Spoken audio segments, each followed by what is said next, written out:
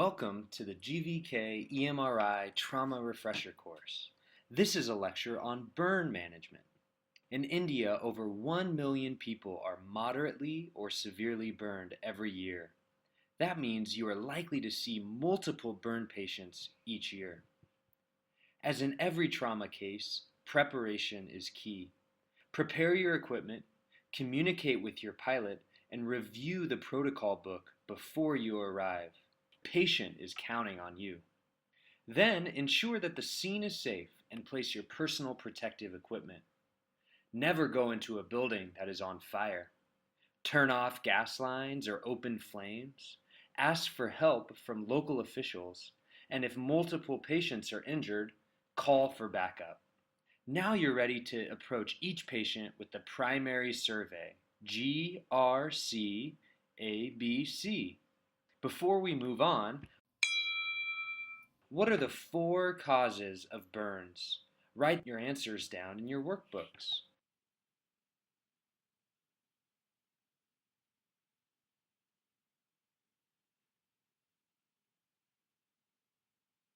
There are thermal burns, chemical burns, electrical burns, and radiation exposure burns. Thermal burns are the most common. Let's now talk about the primary survey for burns. First, carefully assess the airway.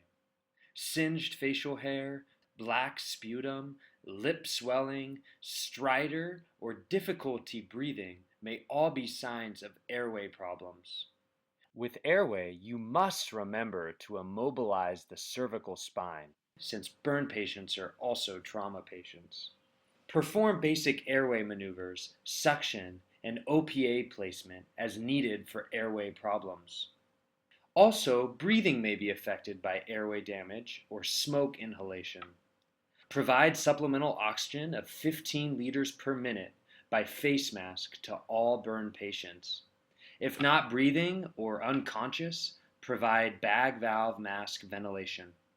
Assess circulation with pulse and capillary refill. Burns cause fluid loss and require significant fluid administration. For severe burns, 2 large intravenous lines should be placed and normal saline started. Next, electrical burns may be associated with cardiac arrhythmias.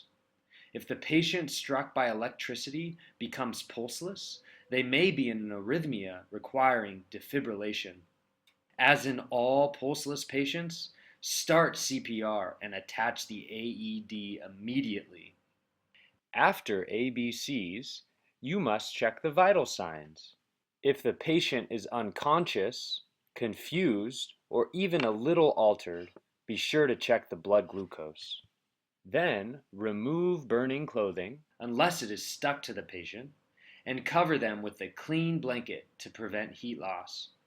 Then you can move on to the secondary survey with sample history and a head-to-toe examination.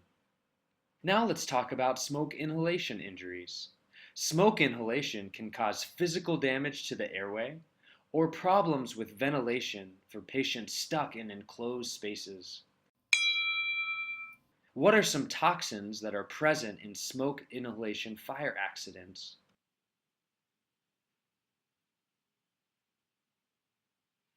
The most common are carbon monoxide and cyanide poisoning. First, let's talk about carbon monoxide poisoning.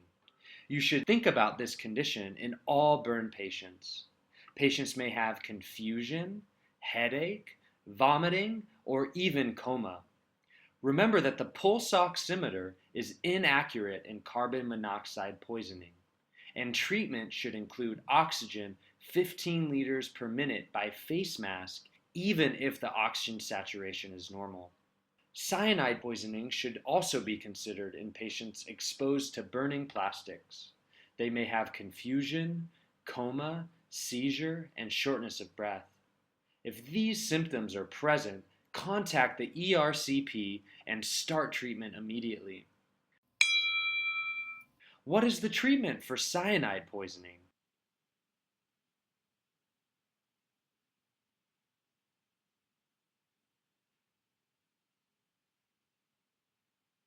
The treatment for cyanide poisoning is cyanoKit with hydroxycobalamin.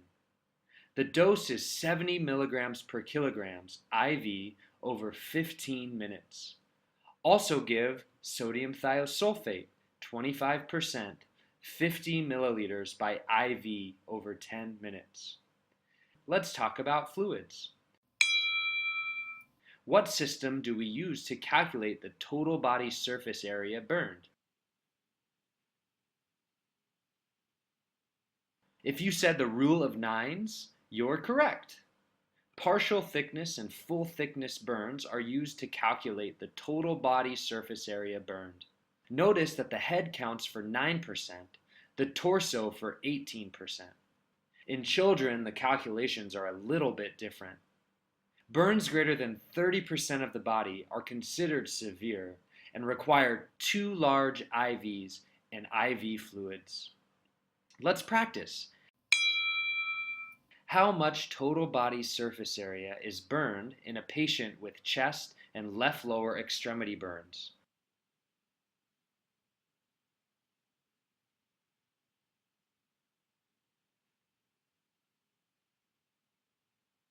If you said 18%, then you're right.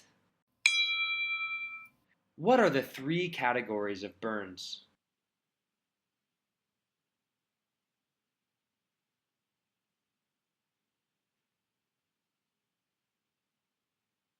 Superficial burns only affect the epidermis and the skin is red and painful, but does not have blisters. Partial thickness burns are painful and cause blistering. Full thickness burns affect all layers of the skin and are white, brown, or black as the skin is dead. These burns are painless. We will not go into great detail about wound care, but remember to elevate burned extremities. Cover the patient with a clean sheet to prevent heat loss, and apply moist sterile gauze. By being sterile, you can prevent severe infections. Do not break blisters or apply ice directly to the skin, as this can cause hypothermia. In summary, you must approach every burn patient the same way. First, ensure the scene is safe. Next, move on to the primary survey.